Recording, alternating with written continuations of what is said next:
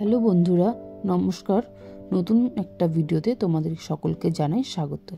আজ আমি চলে এসেছি তিলকতমা কলকাতার প্রাচীনতম রোড চিতপুর রোডে অবস্থিত কবিগুরু রবীন্দ্রনাথ ঠাকুরের জোড়াসাঁকো ঠাকুর বাড়িতে।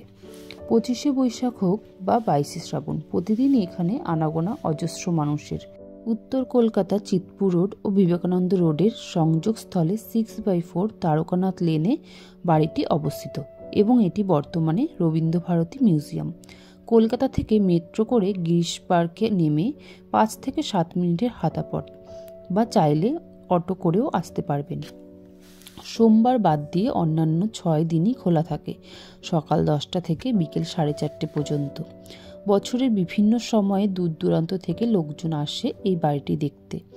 তবে 25শে বৈশাখ ও 22শে শ্রাবণ এই দিনগুলিতে মানুষের আগমন হয় সর্বাধিক, কারণ এই 2 দিনই ঠাকুরবাড়ির সবকটা দ্বারই খোলা থাকে প্রত্যেকটা মানুষের জন্য। এই 2 দিন এলেই কোনোরূপ প্রবেশ মূল্য লাগে না। বছরের অন্যান্য দিনগুলিতে টিকিট মূল্য লাগে 50 টাকা করে জনপ্রতি এবং বাচ্চাদের টিকিট মূল্য 30 টাকা জনপ্রতি।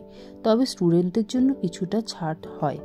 ক্যামেরা এবং মোবাইলের জন্য 50 টাকা দিয়ে পারমিশন করিয়ে নিতে হয়। তবে দোতলা এবং 3 তলার ঘরে কোনো রকম কোনো ছবি তোলা অনুমতি দেওয়া হয় না। চলে এসেছি ঠাকুরবাড়ির অন্দরমহলে। এই ঠাকুরবাড়ির অন্দরমহলের কথা আমরা অনেকেই শুনেছি। ঠাকুরবাড়ির অন্দরমহল ছিল সমস্ত নারীদের কাছে একটা দৃষ্টান্ত স্বরূপ। কেউ বা স্বামীর সাথে বিদেশে গেছেন, কেউ বা রন্ধন নিয়ে গবেষণাও করেছেন। এই ঠাকুরবাড়ির দালানে 2 দিকে রয়েছে খুব সুন্দর করে বাঁধানো বেদি।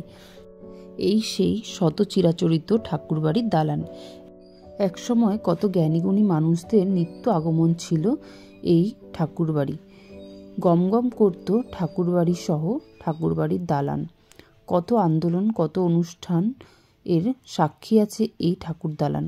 দেশ বিদেশ থেকে কত জ্ঞানীগুণী মানুষ ও অতিথিরা এসেছেন এই ঠাকুরবাড়িতে। অনেক ধুমধাম করে দোল উৎসব ও দুর্গাপুজো পালন করা হতো এই ঠাকুরবাড়িতে। ঠাকুর পরিবারের সমস্ত গুণী সদস্যরা নাটকে, গানে, নাচে ভরিয়ে তুলত পারিবারিক অনুষ্ঠানের আসর। এই লাল ভবনটি হলো বিচিত্রা ভবন। বিচিত্রা ভবনের পাশ দিয়ে দোতলা ও 3 তলার ঘরগুলি এখন মিউজিয়াম।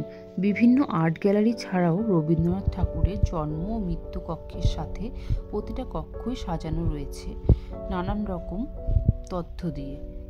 ওপরের 2 তলা এবং 3 তলার ঘরগুলো ঘুরে দেখতে সময় লাগবে 2 থেকে 3 ঘন্টা। অনেক দিনের ইচ্ছে ছিল ঠাকুরবাড়ি ভ্রমণ করে দেখব, তো আমার ভীষণ ভালো লেগেছে। আপনাদের কেমন লেগেছে ভিডিওটা কমেন্ট করে অবশ্যই জানান।